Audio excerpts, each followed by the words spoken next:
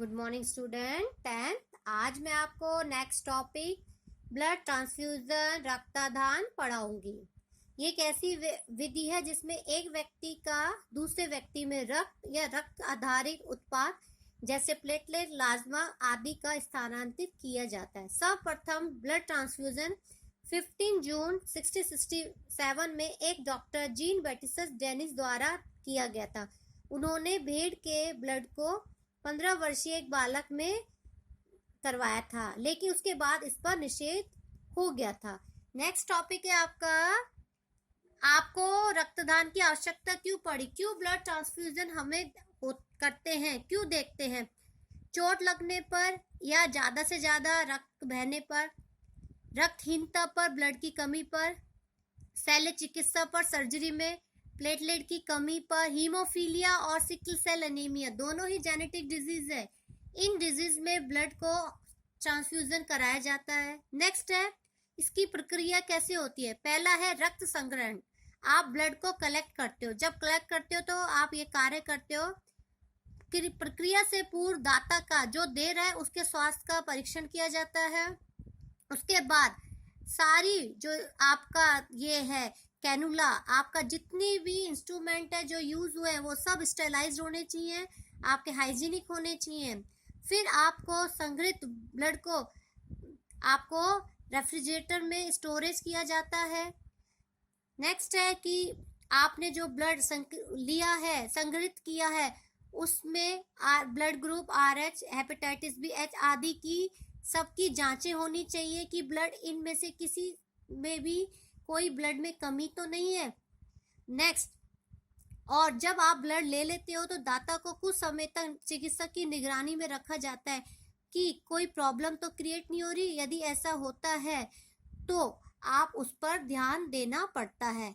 Next आता है step इसमें ट्रांसफ्यूजन। अब हम ट्रांसफ्यूजन कर रहे हैं, ब्लड को ट्रांसफ्यूज कर रहे हैं, तो सबसे पहले ट्रांसफ्यूजन से पहले मरीज का और रक्तदाता के ब्लड ग्रुप चेक किया जाता है। नेक्स्ट है कि होने से पहले 30 मिनट पूर्व उसको बाहर भंडारण क्षेत्र से बाहर लाया जाता है जो आपने रेफ्रिजरेटर किया है। नेक्स्ट इसमें यह है कि रक्त केवल अंतःशिरा रूप में दिया जाता है। ये करीब 4 घंटे तक चलने वाली प्रक्रिया है, मतलब इस प्रोसेस को 4 आवर्स लगते हैं, तो 4 आवर्स में इस प्रक्रिया को जारी और खत्म किया जाना चाहिए। नेक्स्ट ये है यदि रोगी को ट्रांसफ्यूजन के संबंधित ज्वर, ठंड या कुछ ऐसी हृदय गई आदि है तो उसको रोकने के लिए चिकित्सक उसको औषधि दे कि ब्लड ट्रांसफ्यूजन में ये वाली प्रॉब्लम हमें देखने को ना मिले। नेक्स्ट है ट्रांसफ्यूजन 2 प्रकार का होता है, समजात और समजीवी। समजात ऐसा होता है जिसमें अन्य व्यक्तियों से संग्रहित रक्त उपयोग किया जाता है दूसरों से लेकर, और समजीवी में ऐसा ट्रांसफ्यूजन जिसमें व्यक्ति का स्वयं संग्रहित रक्त का काम किया जाता है, मतलब उसी व्यक्ति का ब्लड लेकर उसी वे ट्रांसफ्यूजन किया जाता है। अब नेक्स्ट है रक्तदान के दौरान बरती जाने वाली सावधानी, प्रिकॉशंस। क्या क्या सावधानी हमको देखनी चाहिए। सबसे पहले आपको ब्लड ग्रुप जांच करना चाहिए। कोई आप हानिकारक रोग और या हानिकारक तत्व नहीं होने चाहिए ब्लड में। दोनों को विशेष रूप से रक्त का RH ग्रुप मिलाना चाहिए, और रक्त संग्रहित के बाद जितनी भी जो भी क्रिया हैं उसमें पूर्ण रूप से सारी क्रियाएं सही तरीके से होनी चाहिए। किसी भी स्थिति में आपका द्वारा लिया गया जो ब्लड है वो आपका कॉन्टिमिनेटेड नहीं होना चाहिए। नेक्स्ट है आपका आवश्यक रूप से पूरा प्रोसेस जब होता है तो डॉक्टर साथ होना चाहिए, और ट्रांसफ्यूजन के समय आपको इन रोगों से बचने चाहिए। HIV फर्स्ट, सेकंड, आपका ये क्या इसको हेपेटाइटिस B, हेपेटाइटिस C और जैकब रोग आपका क्या होता है, एक ब्रेन से संबंधित बीमारी है।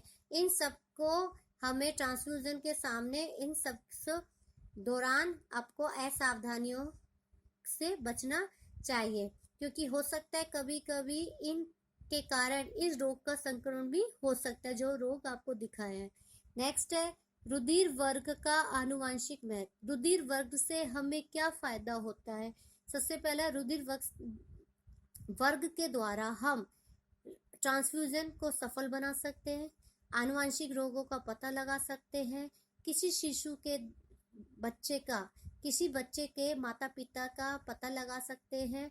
हम कह सकते हैं कि रुधिर वर्ग हमें पता है तो हम अनेक बीमारियों का सामना आसानी से कर सकते हैं बिना किसी हानि के। नेक्स्ट है आपका अंगदान और देहदान। अंगदान मतलब आपके ऑर्गन का डोनेशन और बॉडी का डोनेशन, ये दोनों ही महत्वपूर्ण है। आज माना जाता है कि हर व्यक्ति जीवित है जो मृत है उसको एक न एक दिन यहाँ से जाना है। यदि कोई व्यक्ति अपना ऑर्गन और बॉडी डोनेट कर देता है तो वो अन्य पर्सन की लाइफ को सपोर्ट कर रहा है, उसकी लाइफ को क्या होगा, एक दान मिलेगा। तो हमें इसको करना चाहिए। ये आपका डोनेशन डे आपका 13 अगस्त को बनाया जाता है, पूरे भारत में बनाया जाता है। इसमें हमें अंगों को और अपनी बॉडी को दान करते हैं, और जब हम इन्हें दान करते हैं उससे पहले हमें अपनी पूरी जानकारी अपने माता पिता को देनी पड़ती है, और माता पिता की अनुमति के बाद हम अपने ऑर्गन और अपनी बॉडी का डोनेट कर सकते हैं। ये एक महत्वपूर्ण दान है, हर व्यक्ति को ये दान करना चाहिए।